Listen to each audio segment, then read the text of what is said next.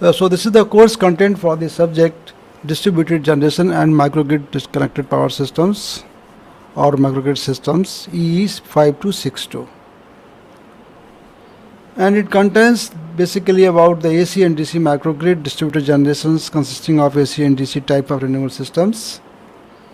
We will mostly focus on the PV system and wind energy system because they complement each other in terms of the AC and DC generations. So photovoltaic and many others are equivalent to DC generation, and wind energy basically generates the AC waveform normally from the wind turbine.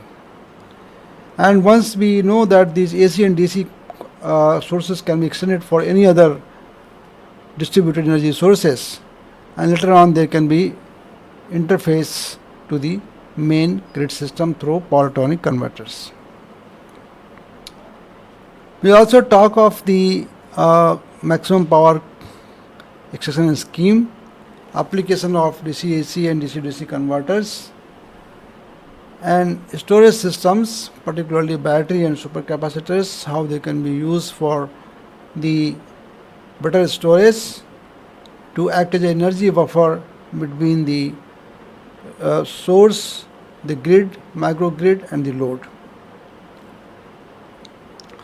We will also discuss about the DC and AC grid integration using voltage source converters and various strategies for the voltage source converter to operate in a standalone and a grid connected mode. We will explore the power flow, energy management systems and power quality issues also in the microgrid systems. Now these are the books that you can refer. SP Chaudhary Crossley can be a basically standard book, but I will be using the combination of all other books on here, mostly the Ali Kiani and the second one, okay, and a combination of them plus some reference papers that I may be referring.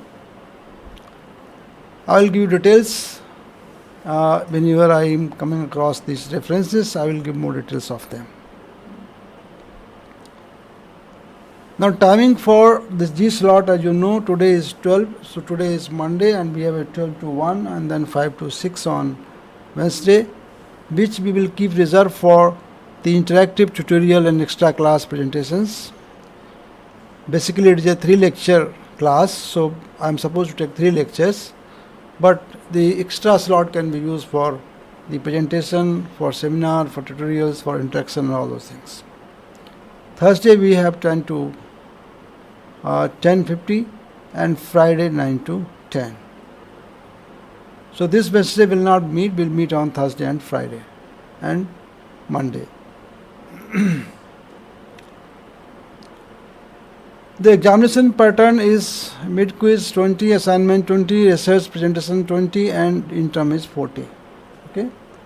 So I have made only one quiz because the lockdown situations is difficult to conduct the quiz and exams, particularly teaching will quite be easy, but taking exam is very difficult online. So I have made it 20. Assignment which I will give to you that you have to complete carries 20 marks, assignment or assignments, maybe 1 or 2. Research presentation, you have to have a seminar presentation about 20, where you have to choose the topic and present in a 10 or 12 minutes. And the final exam is 40. Okay. Normally the grading I follow is absolute grading. Okay. That is S greater than 90, A greater than 80 and so on.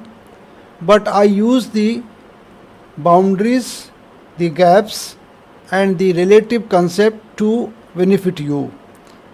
It means that if scores are high, I will go for the absolute grading so that you get better grades. If the scores are low, then I will use slightly the relative grading to uplift you from less score to slightly better grade. But it's all relative. Okay. I don't like relative grading because in relative grading your performance is depend upon the other performance. So the idea is not good. Idea is in fact humiliating to the students, because student X cannot be judged based on the performance of student Y. The student X performance depend upon the X, and that happens in absolute grading. Okay, in absolute grading the boundaries are fixed, and if you get 80 marks you will get A marks, if you won't get 80 marks you will not get A marks. If all get 80 marks, all will be A grades. No, it's not that you have to fail. So this is the beauty of the absolute grading. And also you do not depend upon the others. Your performance is your performance. Okay, but if I use relative grading, I will use just to benefit you. That is about the grading pattern. Okay, so before I go for further classes, I will just have a brief introduction about your how to make the best of use of yourself while being in IIT. So I have a small presentation, and I'll say to that this presentation I will make it itself.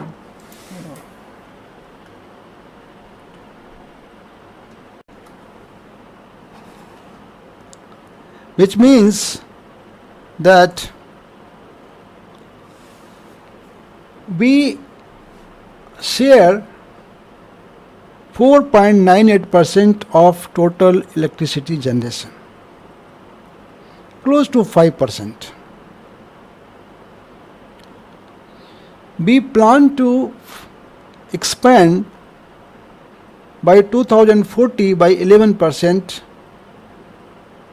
and the project forecast capacity is 11%, and projected generation capacity is 18%. Okay, so maybe the brightest number could be 20%, which is close to China's average. If you see China's total share of generation is 22.94, because this is total generation. They have 1500.47 gigawatt divided by 6858 world, 22.94. So you see, very interesting point. What is that? The interesting point is that we are as big as China in population, but our electricity generation capacity is just 5%, and China has 22.94%. So if we want to come to the even world average, this has to be 3 times or 4 times of what we have now. Now let us also see back calculation from the per capita consumption of the India to its total generation capacity. What is the per capita consumption of India? It is 877, close to 1000 kilowatt hour, which is 1/3 of the average of the. And we have a population of 1.339. Okay, so multiply 877 into 1.339. This comes out to be 1.17 gigawatt hour. Divide by 3600 to make it the wattage capacity. It comes around 326. Okay, so this is a back calculation per capita to generation capacity, and we have around 340 or 360 gigawatt generation capacity, which is 5% of the world generation capacity. So if you look it in a very nutshell, you can see that we have a population around 18.3% of the world, but we have a electricity generation which is just 5% of the world. So there is a huge difference between our generation capacity and our required capacity. And to meet this gap, we need to almost increase 30% in last. We have increased 30% last years. We also need to double it in next 20 years, double at least, if not the 4 times, but double, so that we can be better off than what we have now. So this is on the per capita electricity consumption in last 1 decade up to 16. There is a growth, but it is not that much. how the requirement could be for more than what is we have right now. This slides gives you a very interesting feature of our country and the world scenario, that which says that these read my these 2 points. While India's area is 3 times less than USA, but its population is 4 times the USA population.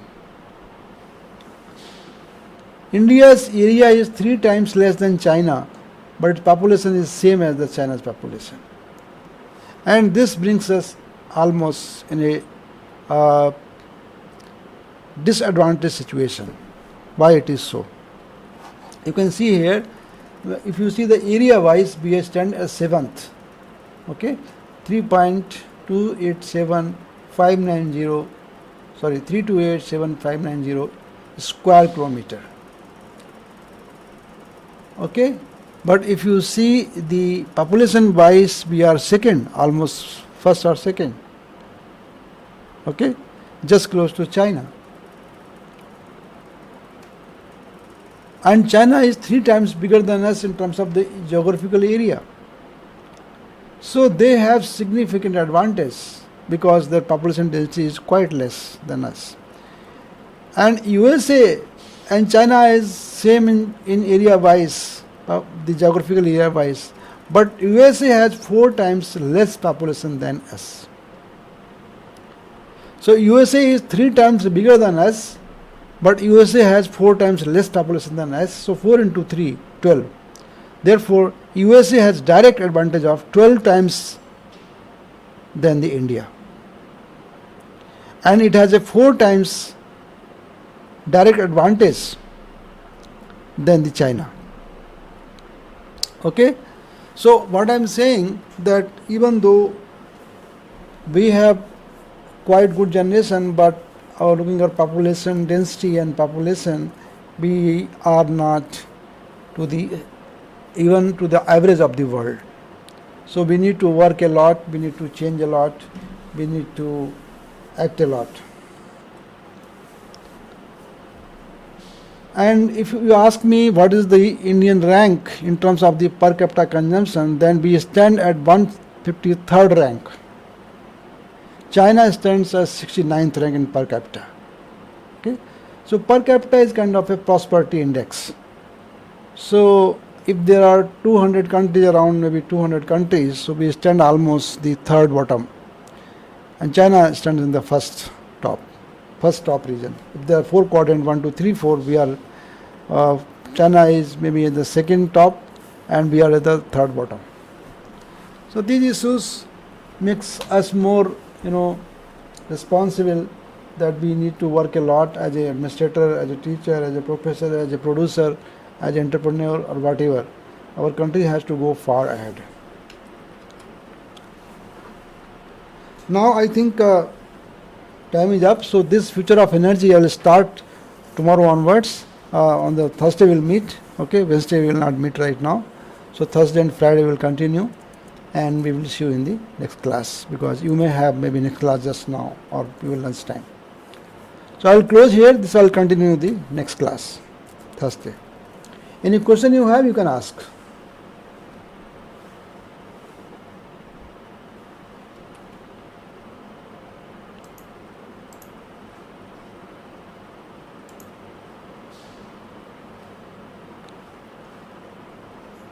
It's okay?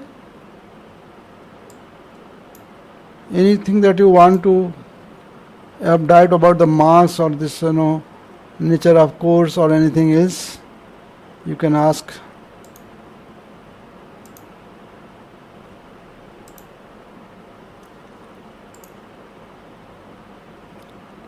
Students, anyone?